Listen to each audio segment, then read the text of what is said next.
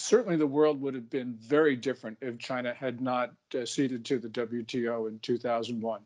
How it would have been different, we don't know. There are so many what ifs, but it's unlikely that China would be as strong today as if China had not joined.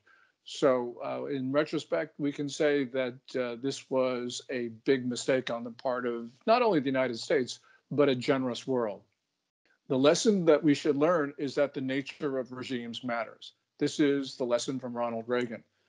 After the end of World War II, the United States was the most powerful nation in history. But what did we do? Did we try to increase our dominance or preserve it? No. What we did was the Marshall Plan. And the Marshall Plan created strong, vibrant economies in Western Europe. And that's been a good thing for not only Western Europe, but for the United States and the world as a whole. So American policy was to marginalize itself after the World War II. We did the same thing, in essence, after the Cold War with China. But the nature of the Chinese regime meant that this policy has been spectacularly unsuccessful, has been a tragic mistake.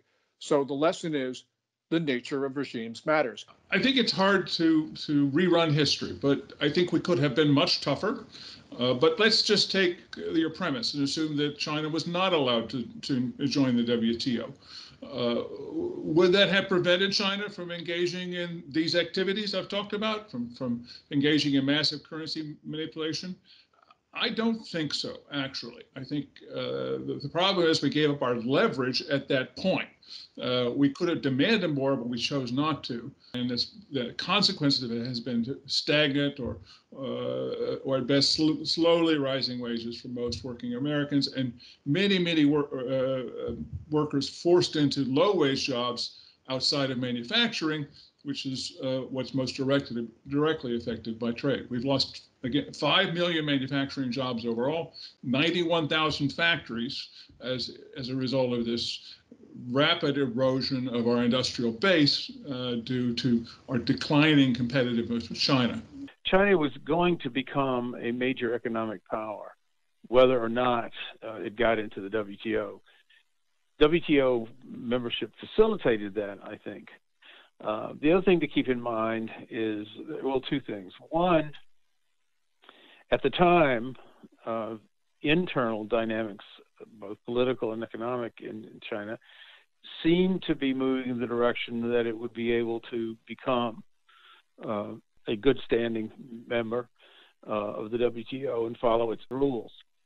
Now, as we know, in the subsequent decade after they got in, and particularly after the presidency of Xi Jinping, China has turned away from the economic liberalization, and to some degree political liberalization, that it seemed to be moving for those who had to make the decision about the WTO in the 1990s seemed to be moving toward. The other thing to keep in mind, and this is a conundrum that is ever more important today, is that it is inconceivable to have a system called a world trading system that does not include what is now the second largest economy in the world, and it will become in the next decade.